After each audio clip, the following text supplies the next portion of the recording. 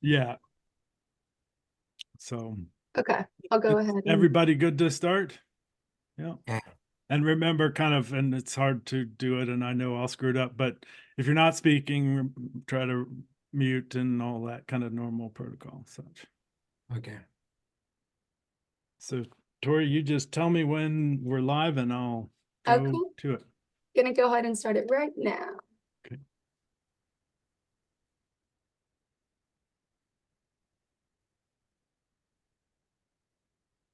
Okay. Well, terrific. Welcome, everyone. My name's Jeff DeBocco. I'm a professor at the Voinovich School at Ohio University. I want to welcome you to our Environmental Peacebuilding Association Roundtable.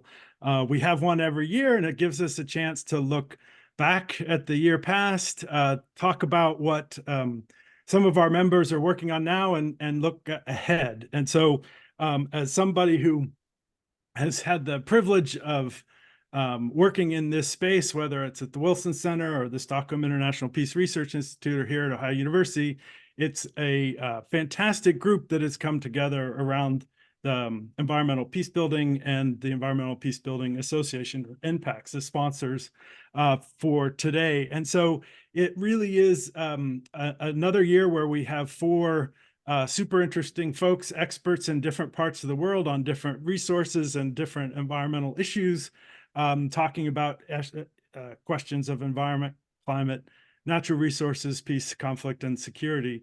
And so I'll just say one or two more words up front about NPACS and the Environmental Peace Building Association. It really is an opportunity to connect with both researchers and practitioners, public and private, profit and nonprofit, really a diverse group from literally all over the world. And so the value of connecting with peers who are often hard to connect with because we're so distributed. And so that's really the value of the organization and joining the organization. It's the value of sharing your insights in the new journal sponsored by Environmental Peace Building Association, the journal Environment Security. And I think Tori, my colleague, will drop in some links so that you can connect and find out more about that journal. And we urge you to make submissions and join the conversation that way when publishing your findings and your research. And then on every couple years, I guess it is, we have an open meeting, open environmental peace building community meeting sponsored by the association. This year is one of our meeting years. It'll be June 19th to the 21st in The Hague. We really hope to see lots of you there. I know Carl Brook, our president and leader and founder and the kind of driving force, has also set up a mechanism for a virtual connection just a few days in advance of the conference too. So if you're not able to travel there in person, there are ways to plug in to the opportunity. So really urge you to take full advantage of this. A terrific association allows us to learn from one another and connect. So let's turn to our panel and our panelists. We'll do a couple rounds of kind of interventions, comments, not speeches, and give everyone a chance to introduce some of the work they're doing. We'll do that, but urge you participants who are joining us to watch today's event to put your questions in the Q&A box. Feel free to do that at any time. Maybe that we, as panelists, respond to them typing. We try to pull them into a Q&A session that we'll do drawing on your questions later in the program. So let's get started, and I'll introduce all four of our roundtable participants and then kick it off. So first, let me introduce Dr. Kung-Mi Kim. She is a researcher in the Climate Change and Risk Program at SIPRI, the Stockholm International Peace Research Institute. She's focusing on climate change and conflict, environmental peace building. She's really an expert on Myanmar and questions of hydropower and ongoing conflict there. She's also co-author of a recent SIPRI policy brief on climate security in the Middle East. I had the good fortune of working with Kung-Mi closely on our Environment of Peace initiative that SIPRI has done and our Navigating a Just and Peaceful Transition report. So it's fantastic to have Kung-Mi here. Taslima Jallow is a development practitioner from the Gambia, where he's played a variety of leadership roles in a range of NGOs focusing on sustainability and climate change, children's well-being. His more recent work has had him moving in, and I'm looking forward to hearing about this, moving into areas of governance, transparency. At Gambia Participates, an NGO there. He has his master's in African Studies from Ohio University and is currently pursuing another master's in environmental studies at the Voinovich School of Leadership and Public Service. Next up, we have Dr. Demetrios Katsanamides, who's a former naval officer in the Hellenic Navy in Greece. He's currently executive director of the Lesvos Reception and Identification Center for Refugees on Lesvos Island in Greece. He'll tell us, one of, if not the largest refugee camp in Europe. He also recently earned his PhD from the University of Aegean, writing about environmental security policies in the EU and in Europe. And so we're looking forward to learning more about that. Finally, last but not least, one of our pillars of the Environmental Peacebuilding Association and research in this space is Dr. Erica Weinthal. She's a professor of environmental policy and public policy at the Nicholas School of the Environment at Duke University. Erica has been conducting research and applied work and engaging with practitioners on environmental peacebuilding for decades, often, but not always, water issues, one of the leading experts on water conflict and cooperation, and has been active in a variety of parts of the world with a deep understanding in Central Asia, Russia, Ukraine, and the Middle East. And as I said, she's one of the founders of the Environmental Peacebuilding Association, has held a number of leadership positions there. So we want to thank her for her or leading us in this kind of association and leading the field in that way, as well as her academic contributions. So enough with the intros. I urge you to find more about these really interesting folks and track down their publications and contributions online. But let's get the conversation started. Kungmi, can I turn it first to you and ask you to tell us a little bit about, as you're looking the year back, where have you been focusing your attention and trying to better understand the intermix of these issues? Yeah, thanks for the introduction and also the opportunity to speak to the association members. It's a really great pleasure. Yeah, really nice to meet you all. Also the people in the audience, I can see you, but yeah, it is a real pleasure.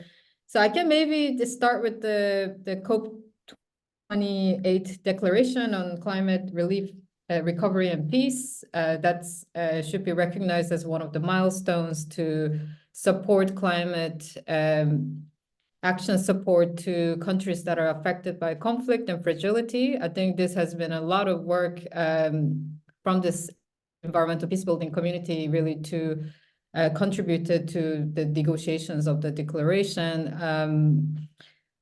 It's basically highlighting why do we need to focus on climate resilience in countries that are affected by violence and politically suffer from instability. So I think that's having said that, I think it is great to have the declaration, and I think so. My work at CIPRI has been really focusing on the linkage between environment, climate, and insecurity, and also zooming into some of the context that are very acute to show that how environment and climate issues are affecting not only the current conflict, but also the prospect for peace. So yeah, I think this declaration is great, but I don't think the job is not done yet. The job just has started, because declaration usually means that the countries will pledge funding and then they might just move on to the next thing. But I don't think that should be the way, because I think the real task of actualizing financial support to conflict-affected and fragile countries really needs to be done right. So it's not just that the funds are dedicated to these countries, but I think we need to also better understand, like, in what context climate affects specific groups of insecurity in certain countries, rather than saying also conflict-affected and fragile countries as a one giant group. So it just stopped there about this global development, and I want you to pay attention to this, not a small country, but a country of about 50 million people in Southeast Asia, Myanmar. So that's the country where I did my PhD research on, and I have spent close to 2 years there. So yeah, so I have quite a lot of understanding and the love for the country, and I have looked at mostly the hydropower and environmental issues in Myanmar, and how that's very much tied to their protracted civil war, and also the renewed conflict since the military coup.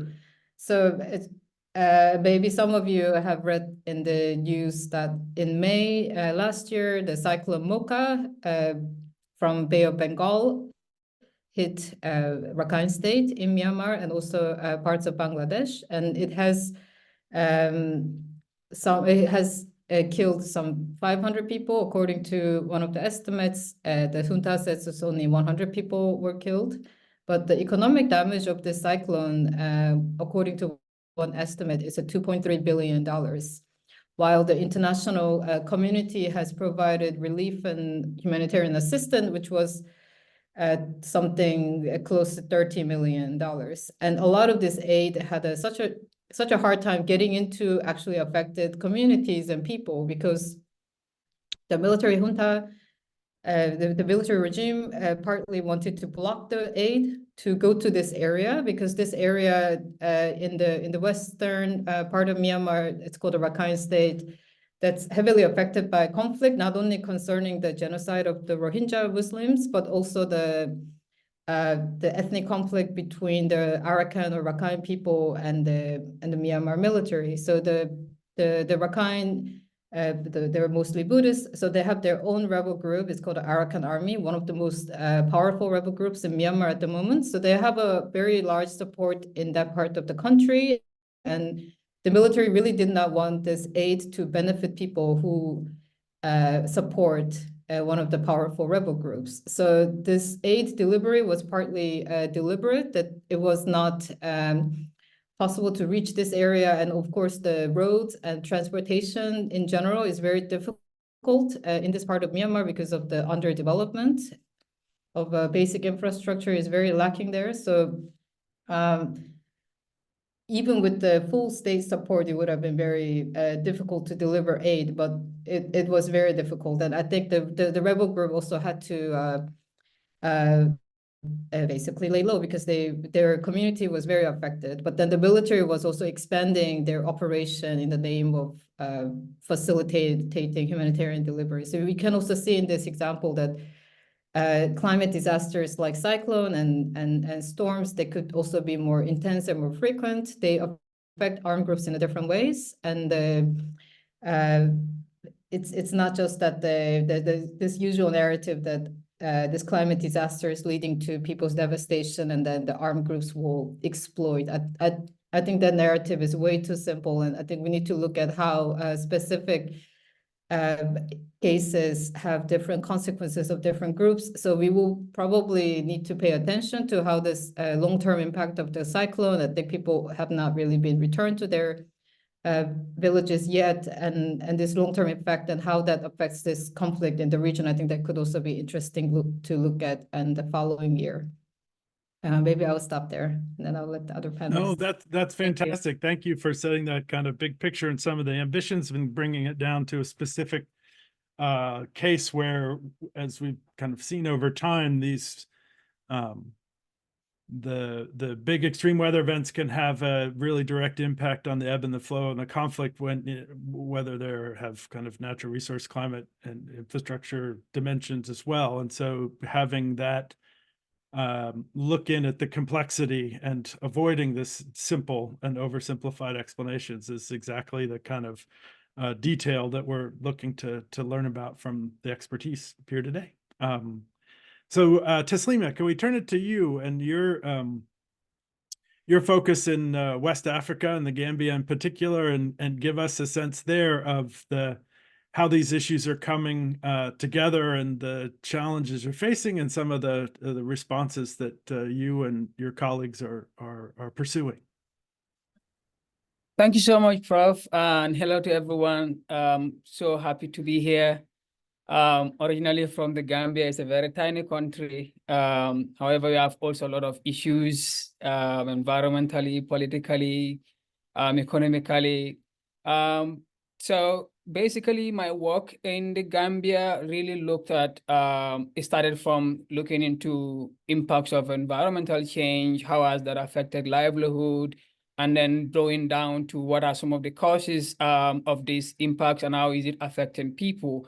That even encouraged me from the work that I have done trying to understand what are some of these impacts, to encouraging local leaders to champion these issues, and then later realizing, in fact, it's even beyond local issues, but in fact, it is driven by politicians, but of course, also issues around that will lead me to even issues around this rosewood issues that are happening within the sub-region, where it has really created a niche for many people that really see it, instead of seeing it as issues, environmental issues, but as an economic gain. So over the years, my organization that I've been working with, called Gambia Participate, we've tried to investigate issues around this rosewood. Especially when we saw the research that was done by the Environmental Investigative Agency that showed over 1 billion trees that has been cut down within the Casamance region. If you understand the region, Casamance is on the Senegambia region, is really well reached with a lot of trees. And over the years, they have been seeing a lot of depletion of these trees. And in fact, the region or the forest, in fact, there was CITES actually banned these issues, and in fact identified the rosewood as an endangered species, and which means that the countries Gambia and Senegal were bound to ensure that these activities has to stop, and then it was legalized to ensure that it's illegalized to make sure that that's not been happening. But over the years, we've been seeing interest, especially from China, that really benefit from this cutting down of trees. So trying to pump in a lot of money, where the locals really felt like this is an economic avenue. And most of these regional areas is in fact controlled by the MFDC, that is the separate fraction of the rebel groups in Senegal that are actually controlling this, and they're working with local people to cut this down, cut these trees and then sell them. My work with my organization was to try to investigate what are some of these issues, trying to also mediate between community members that are involved, to also show them the dangers, as well as raise awareness on these issues. We also encourage them to also educate them about this impact. That even led me to my recent research, that for my African studies, I was looking at the implications of lack of environmental education in the Gambia that is really causing a lot of people engaging into these environmental issues. And I tried to also come up with recommendations for policies to be instituted to see this environmental education instituted in secondary schools, where people would be educated onto these dangers. So definitely, over the years, my work was also looking into how could these also discussions come into discussions. Like Kunya did mention about COP28. I didn't actually participate, but my organization was represented. We have people who represent, and we made sure that we also had a stall where we had platforms where we're discussing these issues. And then we had a position paper where we also put forward to ensure that, well, this is not only a local problem. This is not only about citizens that are engaged into this, but also even the government, are supposed to be held accountable. The Barrow and then the Senegalese government actually signed and ratified the CITES that these activities will not be involved, but we rather realize that they are in fact even involved in this. The former President Jammeh was the one that was alleged to be benefiting more from this, but the same thing has been happening. So basically, this has been my issues. And then now I am working around issues of aging and climate change.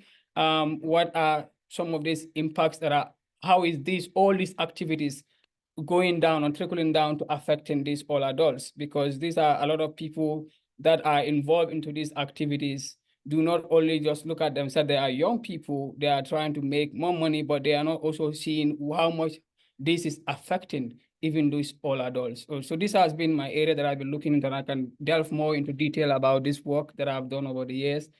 I'm happy definitely to be in here. Thank you. Terrific. Thank you very much, Taslima. That gives us a rich introduction to the kind of complexities of these issues where they are particular to the region, but also then universal issues that many parts of the world are struggling with. So we started in Southeast Asia, we've gone to West Africa. Demetrius, can we turn to you next and talk about Europe, and particularly Southern Europe, where you're sitting there kind of at the interface between Europe and Asia and North Africa and in Lesvos Island. So over to you. Thank you very much for this invitation. Thank you very much, and I'm very happy to be at this panel. Yes, we finished the previous year. We finished. I specifically finished with the help of my committee, and with the help of the European Security and Defense College in Brussels, plus our team at the GN University, and with the collaboration of you, Jeff, we finished a research after 4 years where we saw how this environmental security agenda is incorporated into what the Europeans say CSDP, Common Security and Defense Policy. So we started first of all to see how it is illustrated on the papers, strategies, treaties, decisions, directives. And after that, we followed up with around 50 interviews, with ad hoc interviews with decision makers and policy makers, mid-level and senior level. So what we found, first of all, at the strategic level, the environmental factor is fully incorporated. So we have different documents like the European Security Strategy, like the Solana paper since 2008, like the European Global Strategy 2016, EU Green Deal, Strategic Compass, and back in 2021, the latest one, which is the Climate Defense Roadmap, where the environmental factor is there. It is also incorporated into the political rhetoric of our previous head of states like Macron, Merkel, Federica Mogherini. So we have a strong political will to incorporate the environmental factor into the security issues. So ideationally, we have an excellent climate security agenda in Europe, and declarations and and everything is in there. However, when we move forward, and especially the last 1 year, back in at the end of 2022 and in 2023, we started all these interviews, and we had 4 specific conclusions that were a little bit differentiated these strategies. The first one was that despite this strong political will, the environmental security issues do not extend beyond the level of European Commission and European Parliament. So at the mid-level, after when we go to the agencies, we have people who said that, okay, we received a directive from European Commission. However, we need to translate that, to translate into actions, translate into projects. So we have very different, the second one is that we have very different opinions between mid-level and senior level practitioners and policymakers. There are very different opinions between different organizations. So we can see that the General Directorate of Environment in European Commission has a very different perspective with the General Directorate of Climate Change, again in European Commission. And different also opinions between the Satellite Center, between European Defense Agency, or MODs of different member states, different approaches. So we also have, because in Europe we are very different actors that we formulate the security agenda. There are a lot of different mandates and missions that sometimes restrict the options and the flexibility of the organizations to work in a common agenda. Everybody has a very different mandate. other are for the defense industry, other are for policy making. For instance, European Defense Agency has an approach in order to improve the defense industry of Europe. The European Union Institute for Security Studies is the think tank of European Commission. The European Parliament Research Service is making the research on this issue. So all these actors, is very difficult to have a common strategy. It's difficult. They need somebody to coordinate them, to help them to have one agenda. And finally, generally the green projects on security issues, the green security projects, start with civilian personnel that is trying to understand the political directives using whatever expertise they have. And after that, the MODs from the different member states try to comply, try to follow up. So you can understand that we have a great illustration about the environmental security issues on papers, on strategies, but reality in the agencies is a little bit different. So that was a research that we finished after 3.5 years, and the previous years, I think that that was the picture that describes how the environmental security is developed in Europe right now.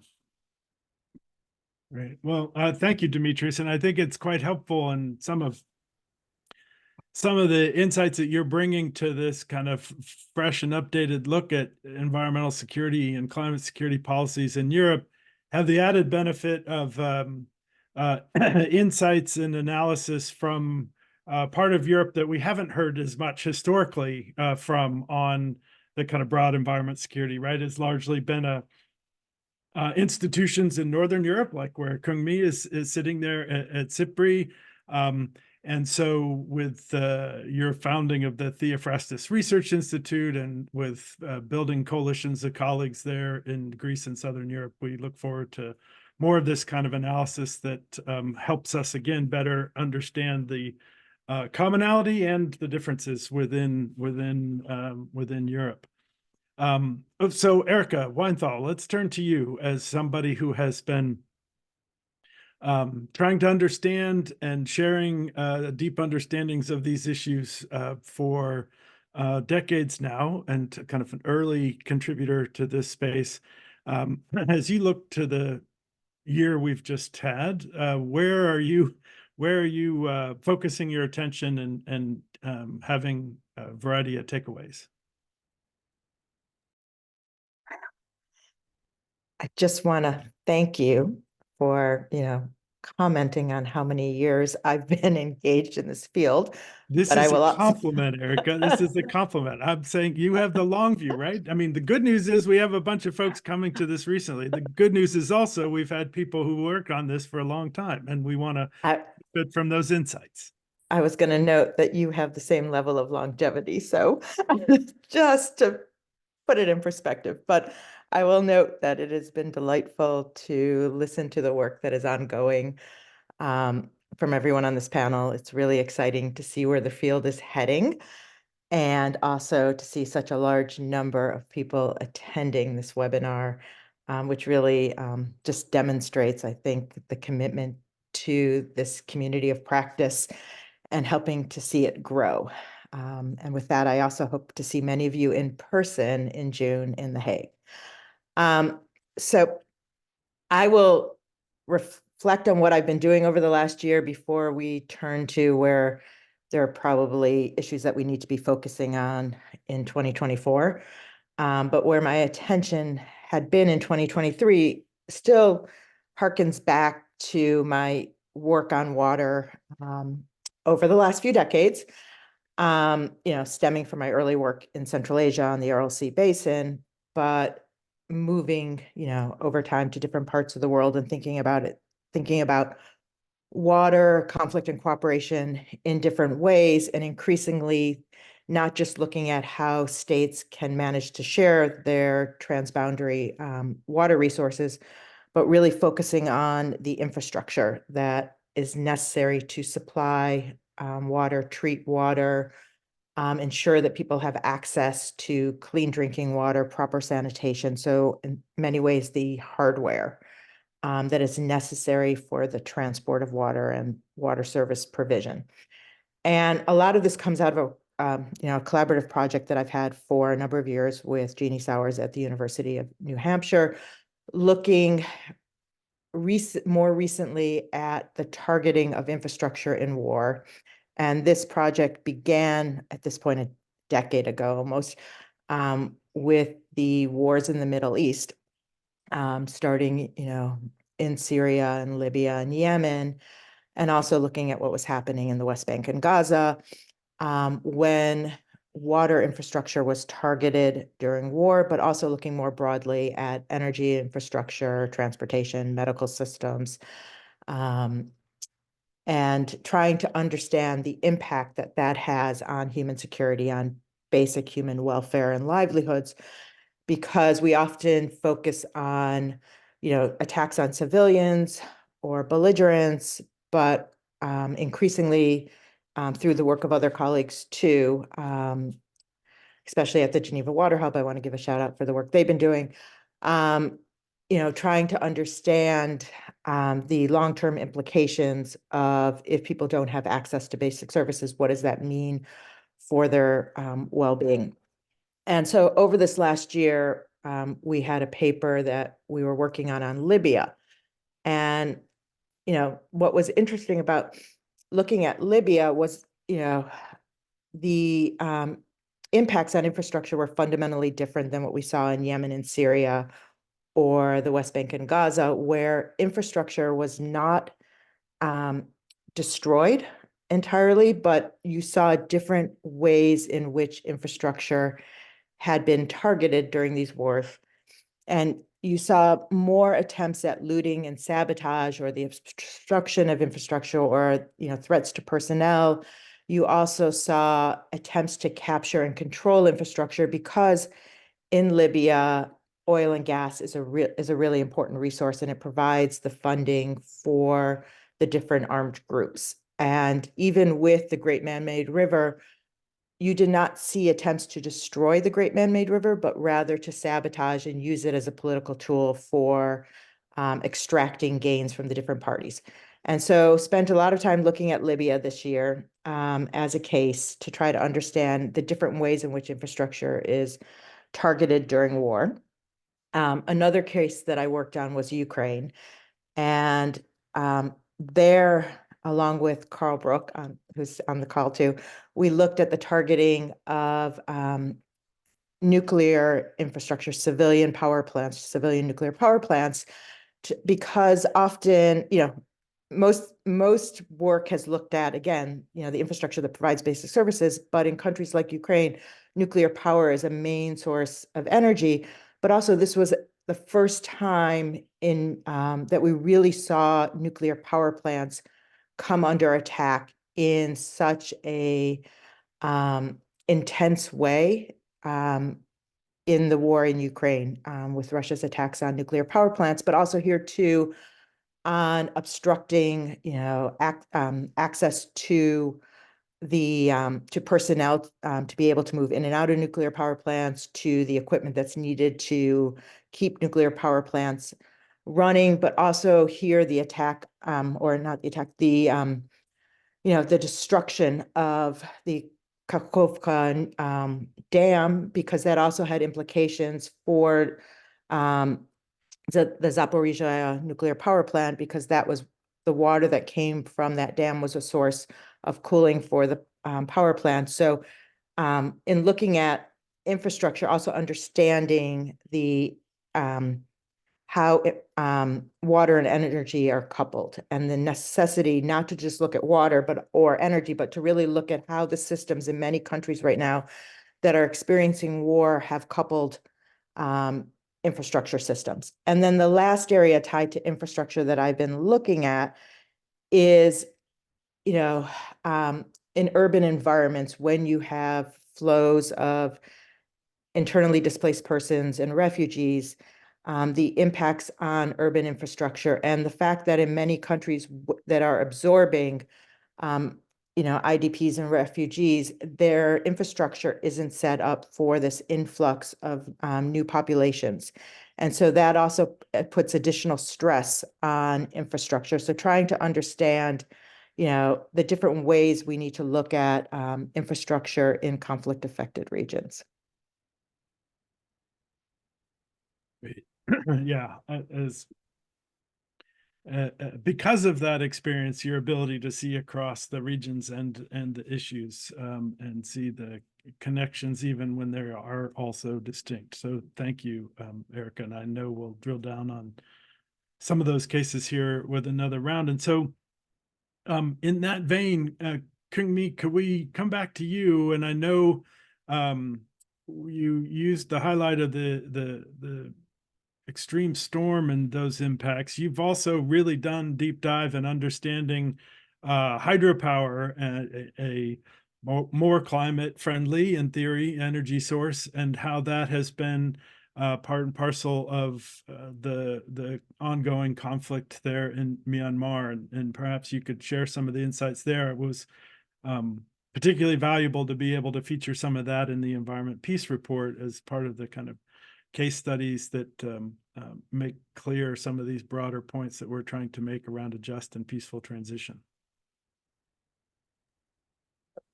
Yeah, thanks for bring the attention to that issue. I mean, I feel like so things I learned during my PhD regarding hydropower is that it's been such a long it's been decades of this knowledge has been known that the large-scale dams are destructive to both environment and communities, and especially for indigenous communities. It's not only the social impact, but it's basically getting rid of their source of their identity. So I think this is very fundamental impact, and this is not a this is well researched field. And so in Myanmar, it's a country that has enormous potential for hydropower, and currently the country is I think it's close to 40% powered by hydropower. Its electricity comes from that. And so most of these hydropower dams in Myanmar are located in ethnic minority areas that are mostly conflict affected. Most of the existing dams are in the areas that are not conflict affected, but most of the planned dams that are sort of becoming the source of conflict, they're in this conflict affected zones. So in a sense, this geography of the center periphery really applies here, that most of the power will go to urban centers. It will be used for industries like manufacturing, for instance, and that's where the electricity will go. But local communities in these remote areas are mostly the rural communities. They're really not going to be the major beneficiary of this way of development. And just considering this can be labeled as renewable energy, they can get even credit from clean development mechanism. Some of the climate financing can go to also large scale solar power development, which was also some of the focus of the big development funds when Myanmar was during this transition era. So you can see that a lot of this interest in the country for renewable energy was it's really complicated with this kind of not only the regular political economy of the government and corruption and the sort of this lack of social and environmental safety guards, but also with this conflict economy. So I think that's something that needs to be really considered if climate support for renewable energy development goes in, then how do we really inclusively develop this? And actually, I was quite interested this year about this green transition issues in Sweden. So I've been looking some into what's happening in Sappi, the northern Sweden, Norway, and Finland, where also a lot of these wind power plants are being planned, and how the indigenous Sami communities are affected, and the dynamics are almost identical. in Myanmar and in in northern Europe, in one of the most democratic countries. So in a sense, I maybe didn't even have to go to Myanmar to do my PhD research. Maybe we could have just stayed in Sweden. But so this dynamics of how this othering and also the spatial like differentiation of how do we see this resource frontier is still apparently still problematic. It's not something that's discussed decades ago, and it's still very much ongoing process. So in a way, it's a little depressing, but also it's interesting to look at how also the new dynamics of this green transition plays a role here. So maybe something to look at.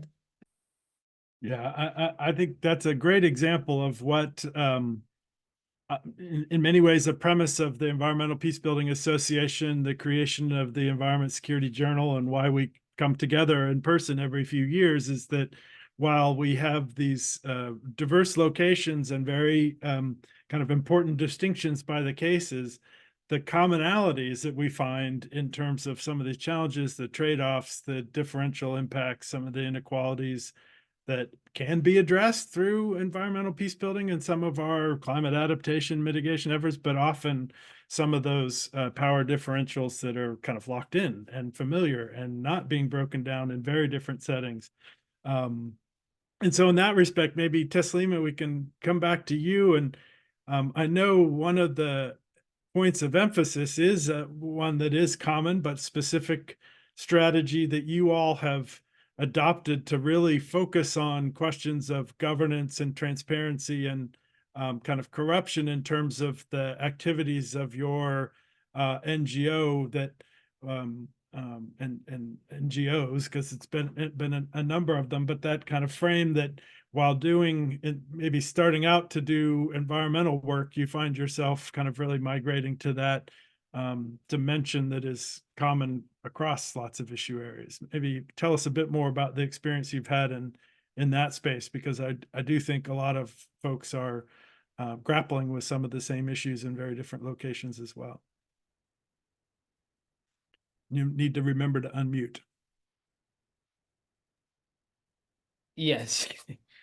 It's been a long journey for me, growing up from that environment and having to involve in issues that are really troubling, if you may allow me to use the word, because since 2010, I have been involved in issues of advocacy on issues of malpractices in governance, particularly how the environment has been depleted and the role of former President Yahya Jammeh, which led, actually even led me to being exiled because of my advocacy and how much I've been trying to raise awareness. Because sadly, what happened with most of these politicians will use this information as a strategy to make it look like to the citizen that they are doing them a favor by doing everything and then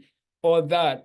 So I felt like there was a need to get involved into advocacy, but of course also institutionalize it by making having an NGO that looks into these issues by collaborating also with other partners in trying to address this. That even brought me to an organization that I later joined, co-joined with Gambia Participates. The idea was to look into see how young Gambians, but not only young Gambian, but of course, every Gambian will be involved in these issues of trying to set things straight and raising awareness. So it has been a very troubling encounter with me, especially when you have to hit or try to unravel issues of grand corruption that involve, in fact, taking me back to the timber, aka rosewood business. Is a very lucrative business in that sub-region. And in fact, the government of Yahya Jammeh was really known for trying to amass so much wealth that brought the partnership between Gambia and even China, because Chinese were so much involved into this business, and it has really shown to the entire world how much they have done in other parts of the world, and they have finished all those rosewood that now they are more centered into this other area. So in 2017, the rosewood was declared an endangered species in West Africa. And the same year that the former president was ousted, who was known for his involvement in this business, the new government came, we call it the New Gambia, hoping that things would change. I personally wasn't around when that change was happening because I was exiled. And then I had to go back to the Gambia because I had renewed hope that things would be different. And when I got there, I further continued my work with Gambia Police to ensure that we try to institutionalize some of these, make sure that to raise awareness around issues of these malpractices, especially in governance issues. And then the same year, between 2017 and 2020, research have shown that over 300,000 tons were exported to China. And this was a government that came and said and promised to the whole world with research that they have put a ban to this rosewood traffic.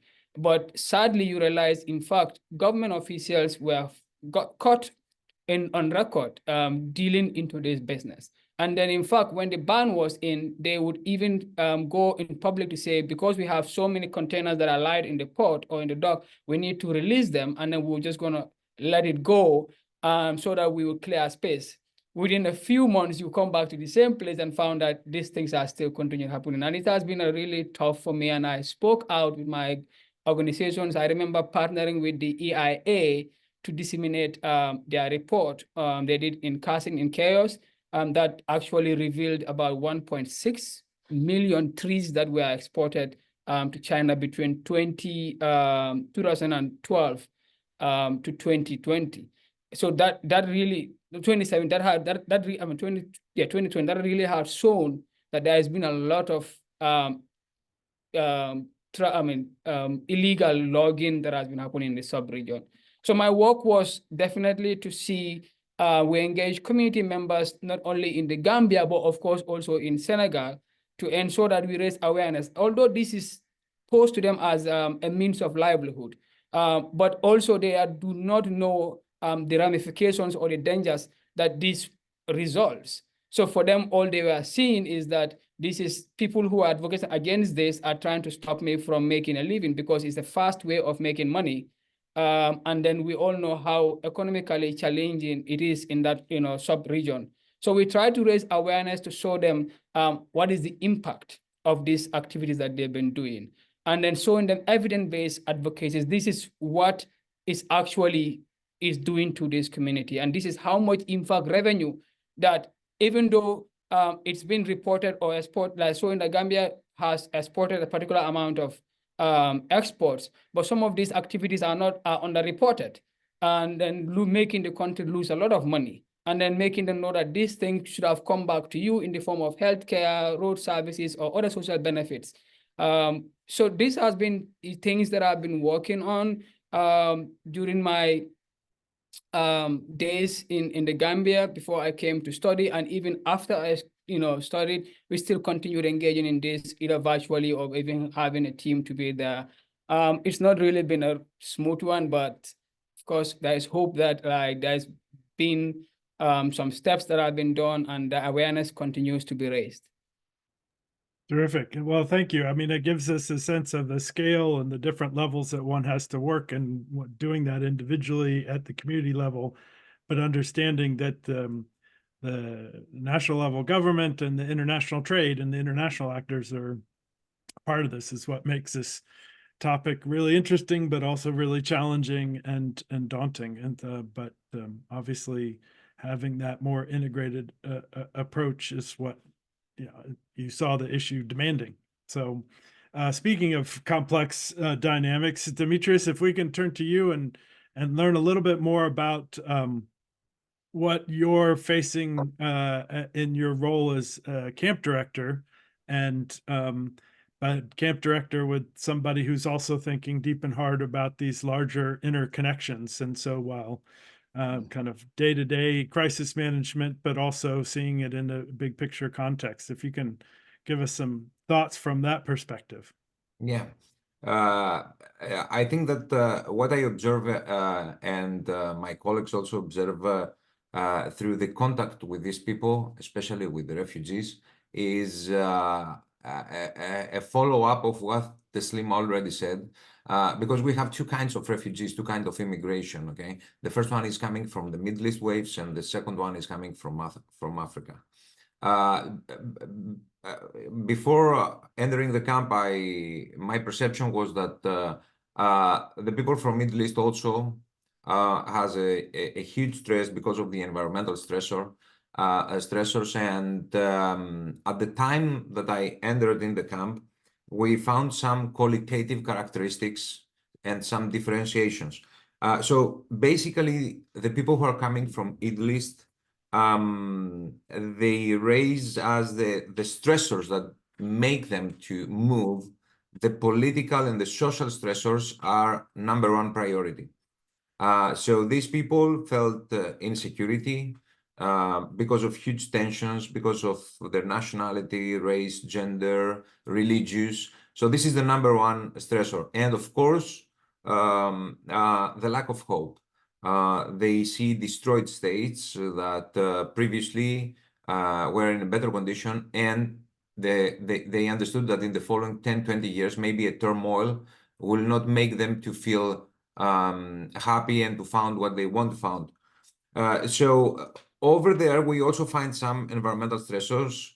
We also found some things that have affected their life, okay? But this is not the number one priority, especially from the nations that arrive in Europe through Lesbos. And the majority of people we have is Afghanistan, Yemen, Syria, Iraq. So compare that with the people who are coming from the African countries, especially North and Central Africa. There, the environmental stressors, we can say that is number one priority, especially, the lack of agricultural production, water stress issues, climate disasters, and low fisheries productions. All these are things that have affected their life, and they have affected that in a serious way. And sometimes they also understood things like what Teslim already said before, that there are some actions that show that do not care, that the environmental issues sometimes are used or will not benefit them.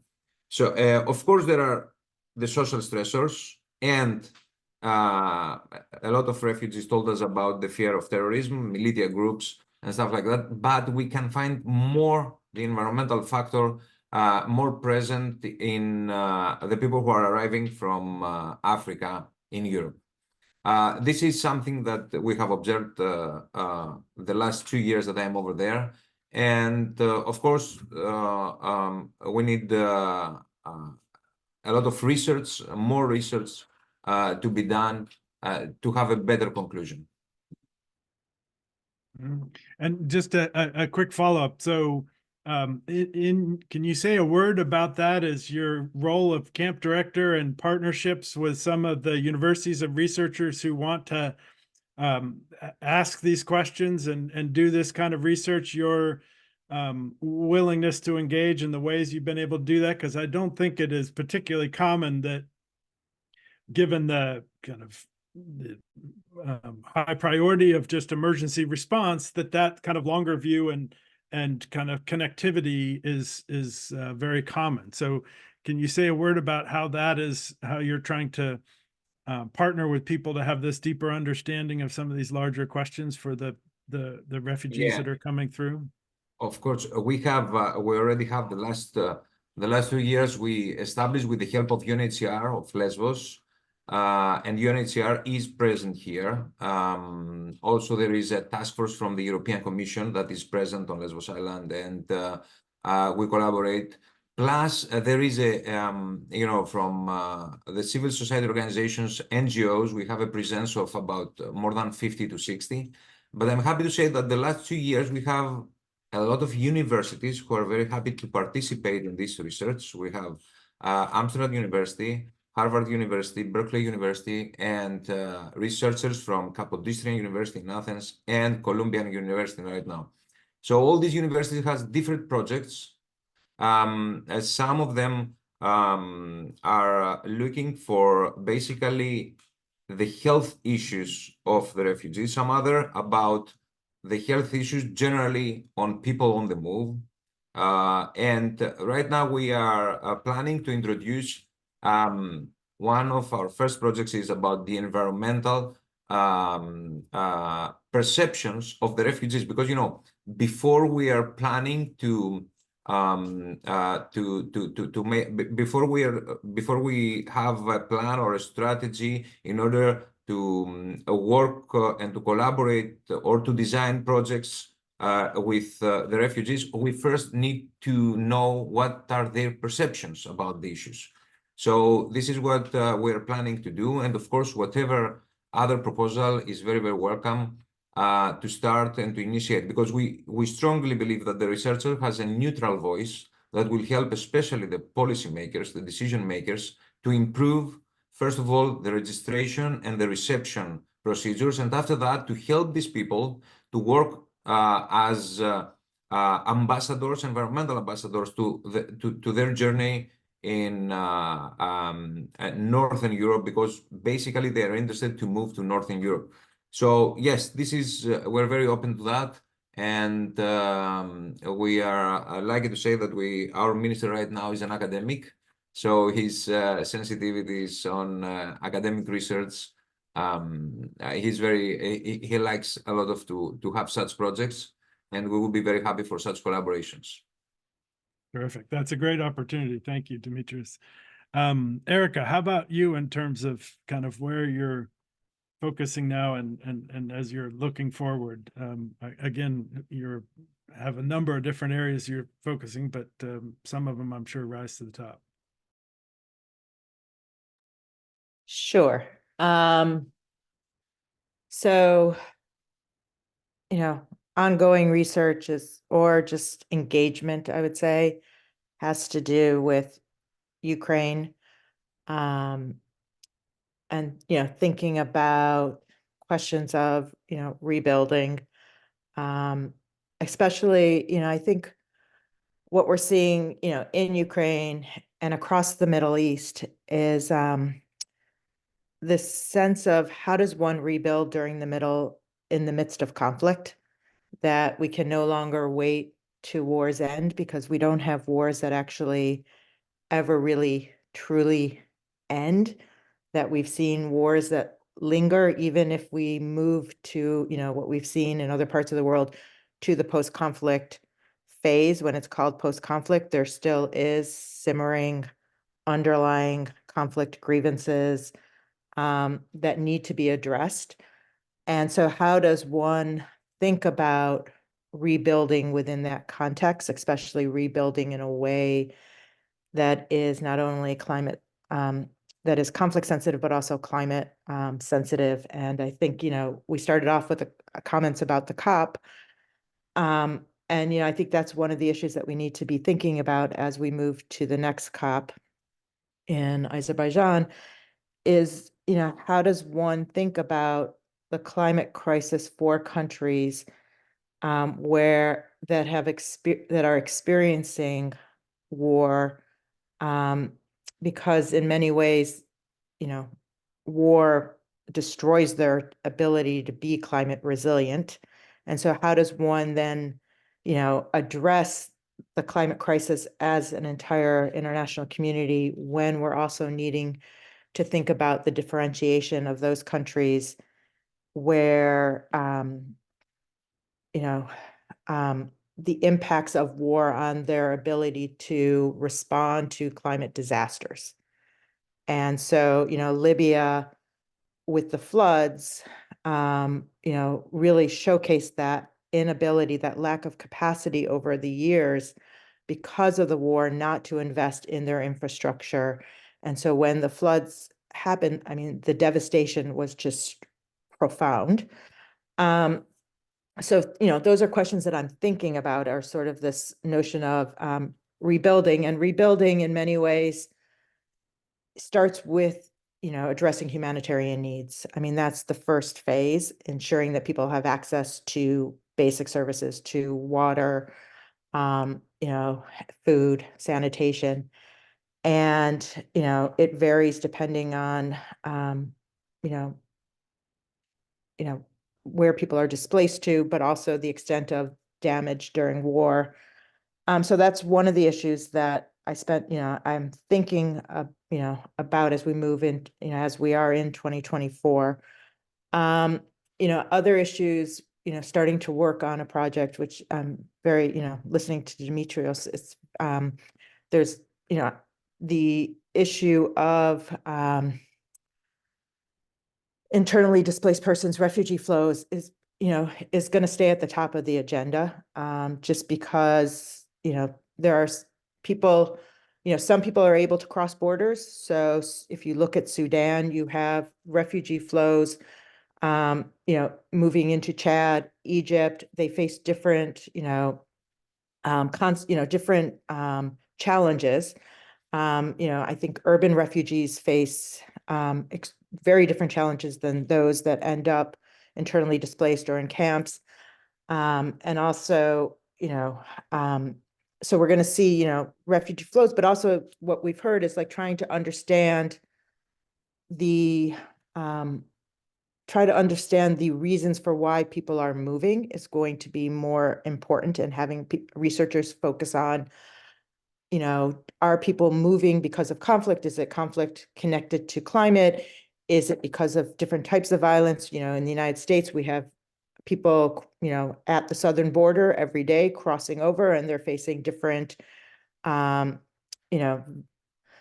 experiences coming from Central America than refugees who have, moved, have been forcibly displaced to Jordan, from Syria. So understanding sort of what are the, or like a country like South Sudan, trying to understand, internally displaced persons within South Sudan, and, the challenges they face and the needs they face. So I think those are going to be issues that are going to be increasingly important. And maybe I'll stop there. Right. Yeah, well, it is one that brings all these issues together and allows for the real clear connections when they are able to cross borders, that kind of link some of these different regions together, right? Some of the different areas that are coming through, and not necessarily stopping there in Lesvos and the others. So that regional dimension.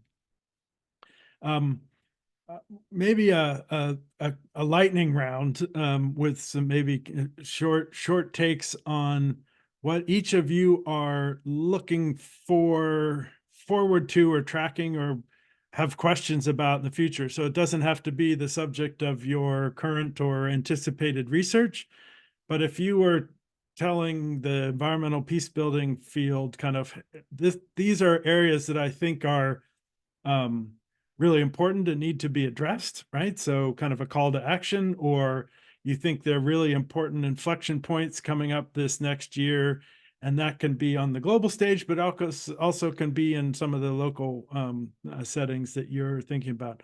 What are the things that you're going to be looking for as we look ahead, as this webinar is encouraging us to do? And so Kungmi, we'll turn it to you, and I'll say just before I do that, to remind participants that you can use the Q&A box to pose questions to our panelists or make comments, share your insights, and do that, and we'll have a chance to engage with those there. So we'll do a last lightning round about what you're looking forward to, and then go to some of those questions in the Q&A box. So Kungmi, over to you.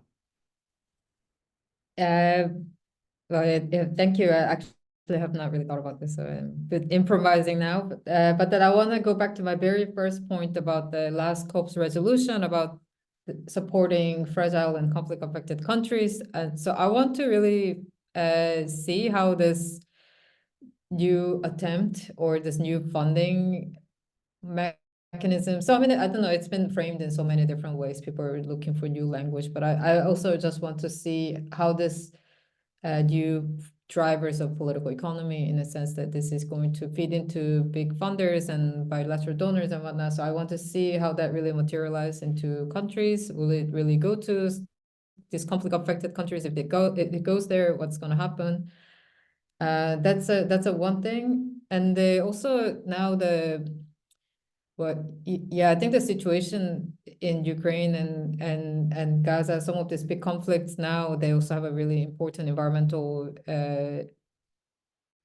dimension. So I think that's also something to look at. I mean, now, like, for example, a lot of development aid is also going to Ukraine in some of the areas, which I think also coming with this kind of angles of improving sustainability and even like equipping the country with some renewable capacity. So that's also something to look at, I think, for this year. And yeah, I mean, I think for Gaza, I think someone even asked in the chat, I'm already jumping the queue a little bit, but yeah, I think this is something that I think we need to think about different ways to understand and also stop the human suffering in any way. So Great. Yeah, no, we'll absolutely, we'll come back, and with your new brief on climate security in the Middle East, that'll be great to draw upon those insights. Taslima, how about you? What are you looking forward to in the going forward? Recently, the Gambia just passed into law the anti-corruption bill, which I have been advocating for since 2017. It's exciting. However, I just realized that they have actually manipulated the law to add into clauses that will not incriminate officials in the past, which I am not happy with. But it's a win because this has been something that was very difficult to get it to even Parliament. I've worked, in fact, in partner with State Department on a grant to, try to bring both civil society, government officials, parliamentarians, into a room to discuss the possibilities of this. And I'm excited to see how the implementation of this is going to unfold, because there's one thing to have it as a law. There's another to see how it is being implemented, because especially it will really be very important in addressing these issues, not only the issue of the corruption around Rosewood, but also in terms of the budget manipulations. How much is allocated for what and how much is being expended for, how governments need to be accountable to people and what kind of reporting that they should make. So I'm really excited to see that. Hopefully, it will go as we all anticipate. I'm really, really excited around. That's something that I'm really looking forward to. Right. No, that's, yeah, terrific. Very kind of specific context and hopefully progress. Demetrius, how about you in terms of issues you're looking ahead to track and pay attention to? Yeah. From the South Europe perspective, we really have, especially the environmental peace building issues, but also the environmental security issues are a little bit underdeveloped here in Europe. We know very well the excellent job that CIPRI is doing, our colleagues in Adelphi, in Prio. So Northern Europe has a strong footprint on these issues. It's very usual to set the agenda also to the European Commission and in Brussels-based, policymakers. However, in South Europe, it's not very common to find communities experts, an ecosystem like the North European one. It is very important to develop such dimensions in our policies, in our European policies, and in our state policies. Because, for instance, I was started a little bit narrow with the refugee field, the immigration field, because the environmental issues has a very big privilege. They are neutral. You can discuss with people who are coming from different nations in a country, because it's much more difficult to discuss about religious issues, all these issues that maybe could create tensions. But when we are trying to discuss about environmental issues, when you are making a project, activities on environmental issues, all the people can collaborate without any different, without tensions and different. It's something that is make the people to work better and to collaborate better. There is the environmental also projects and education can help these people to relieve their mental health stress. So at the time that they arrive, these people suffer from mental health stress because at the time that they arrive on a European soil, they try first of all to say, okay, here I am secure. Here I feel that I can start to make my dreams and hope and to see what I will do in the future. So there, if we start to discuss on environmental issues, this is something that is, as I said, neutral and that can help these people to overcome this stress. And of course, it can help these people to develop skills for the future, skills to be integrated in the society better, to work, to find jobs that will help them.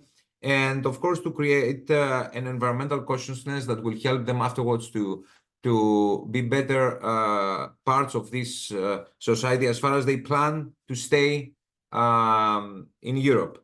In a more broader context, the security community of South Europe. And this is why we also founded the Theophrastos Research Institute, because we understood that this is an untold story in South Europe. We want to raise awareness about the environmental security agenda and the environmental security issues of South Europe. How the environmental factor will affect peace and security of the Mediterranean Sea, of all the coexisting countries, and of course, which environmental drivers will raise issues like immigration, and of course, to show and to raise awareness about the power of the environmental factor to bring peace.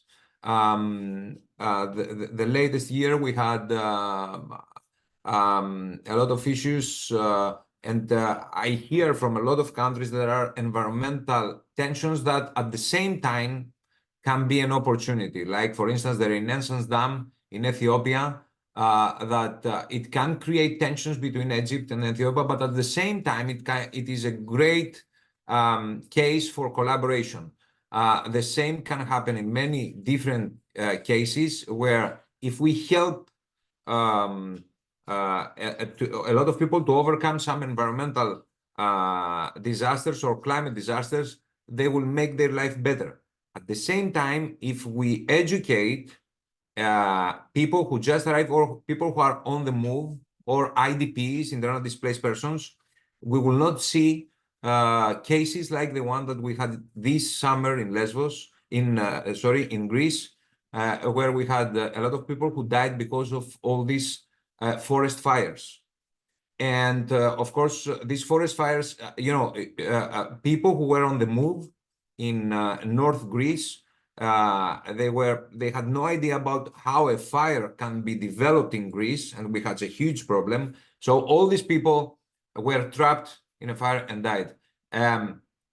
This is why we said a lot of times that if we help these people to have a knowledge about what means extreme weather events, extreme floods, extreme fires in Greece, and all these extreme events that happen, and we face them every day, these people would be much more safe, and they can work in the same, they can work in order to educate more other people's friends or other Europeans that they will meet in their journey.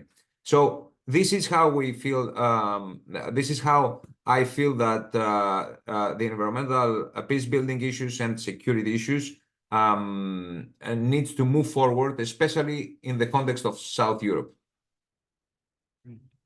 Yeah, no, thank you, Dimitris. A very rich response. And I think in many ways, you really, in part of your talking about the mental health and some of the local dimensions, provided some of the answer to Alice's question about how the conflict, climate, migration intersection, can that be a force for collaboration and peace building at a local level? And so you gave a good example of how that is. And so it's great that you kind of jumped in and in part answered that question. Erica, can we turn it to you and what you're looking forward to, and then maybe also to make sure we connect with some of these questions.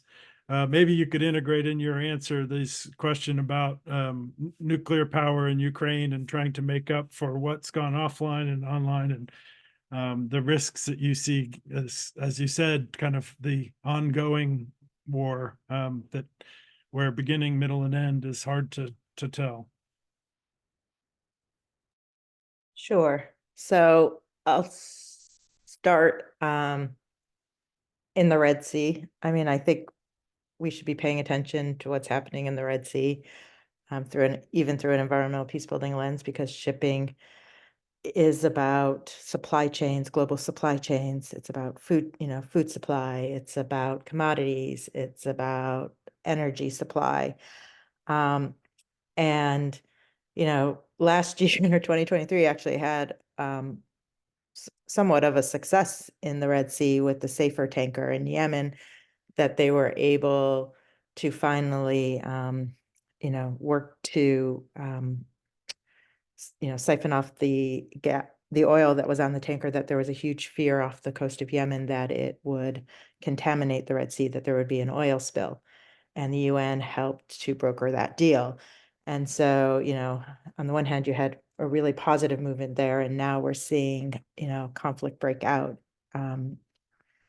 in the Red Sea regarding, shipping. And so I think we need to, be paying attention to what's happening there because of the global supply chains. And we learned, some of that from what was happening in Ukraine with global food supply chains, with the blockade, ports in Ukraine, and, ports are often blockaded. So, all these, all the conflicts that we are paying attention to that have an environmental component, we may be, just honing in on the very local level, but the ripple effects are very global. And so I think that's something we need to continue to pay attention to.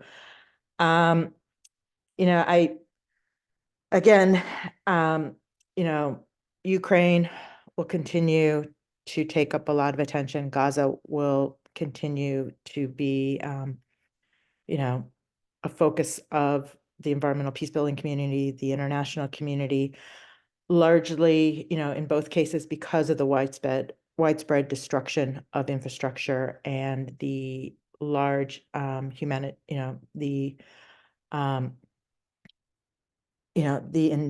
the humanitarian consequences, the extensive impacts on ecosystems. And so we need to be paying attention and already start to think about how does one rebuild, especially given the environmental damage. Like, it's not, you can come back in and rebuild right away, but what is the cleanup going to look like?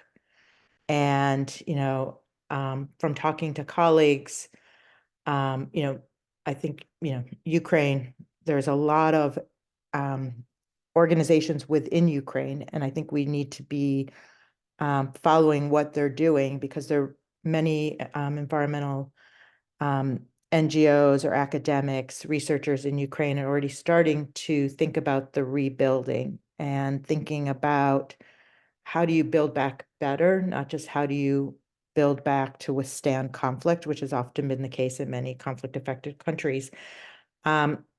Nuclear is probably an option that's being thrown out there. I think a lot of the environmental groups are starting to think about, how do you build back in a way that's more climate resilient, sensitive?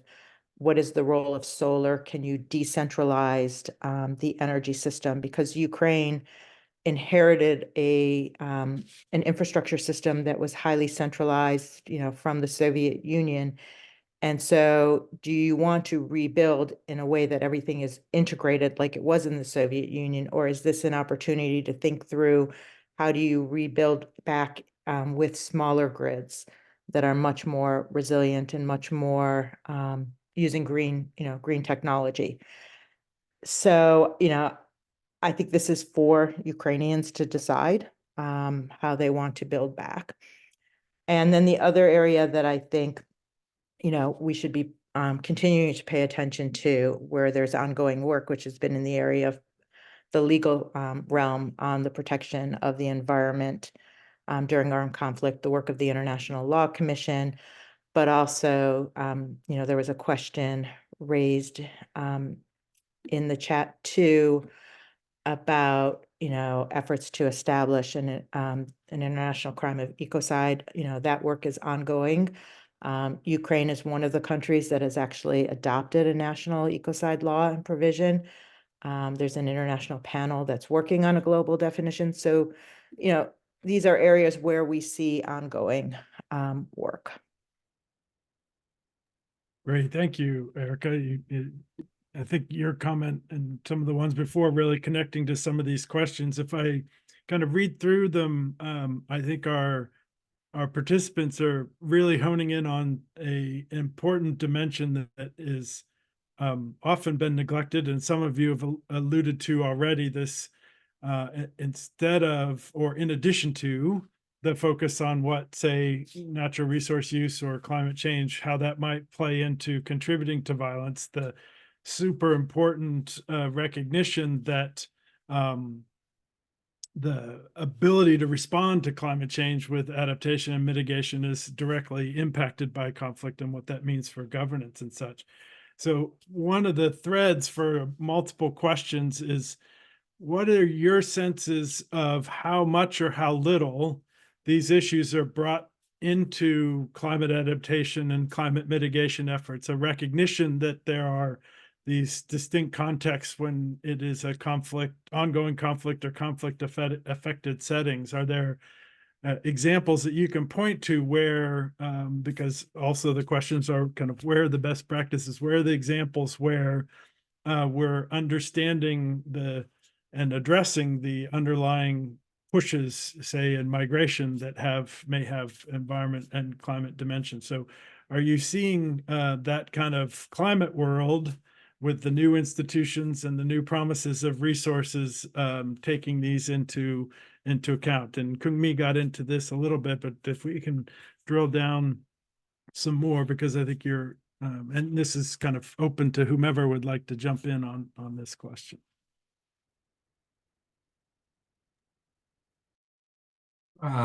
Jeff, may I? So I think that to this question, maybe we have, while after all these 30 years of development on environmental security issues, we have a better idea about the gaps, the good practices, and some lessons learned. So sometimes I think that we can act in the source of problem in places that the environmental factor is a stress. But at the same time, I think that we also need to work with the policymakers and the agencies of the European countries and, of course, the American countries. Why? Because sometimes one of the biggest challenges that I found during these the years of my experience, my research experience, and that I'm finding right now as a director of this camp, is that especially the politicians, but also the high-level policymakers, have a difficulty to translate the climate change issues, the environmental issues, the environmental risks, stresses, into actions, into projects, into what they need to do. Because a lot of different agencies, and we can start from the security community to move to the agencies that respond to after a climate disaster, also to the humanitarian agencies. There are very different approaches. So I think that if we want to help, if we want to raise awareness, and if we want to develop this nexus between peace, environment, or conflict, all these need to be translated ad hoc to specific actors. And this is something that, especially for the people of migration and for the people who has an experience around Europe on migration issues, the environmental factor in a lot of cases is absent from the debate, from the discussion. The good news is that we have the environmental issues are present, especially to the NGOs. The non-governmental organizations has a lot of projects, and they start more that have the environmental factor to be present. But also we need to see that from the policymaker side, mid and senior level practitioners who have this environmental consciousness to understand what are the risks, what are the issues, what are the drivers. Great, thank you, Dimitris. Others want to weigh in? Erica, I see you unmuted. Sure. I mean, I'll just start by noting, that there, at least from the donor community, just that there's been, work to update, policy guidance documents, like USAID has updated its water and conflict toolkit this last year, to really think more about, the underlying dynamics, the dynamics that underpin, peace and security, and addressing, sort of the underlying factors that have, led to conflict in different parts of the world, and really trying to come up with guidance for implementing partners to really ensure that interventions are much more conflict sensitive, but also more integrative across the entire conflict cycle.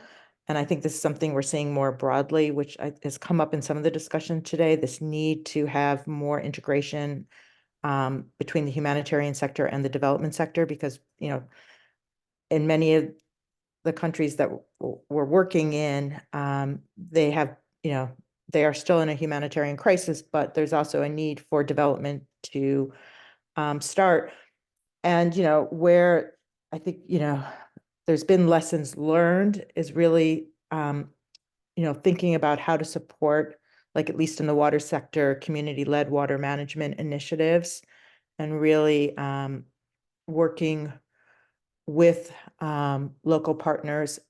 Another area that I want to give a shout out to that I think is doing some really interesting work that comes from, experiences from the field is the work that's also tied to the Environmental Law Institute and CWE, and this is, the Women in Water Diplomacy Network.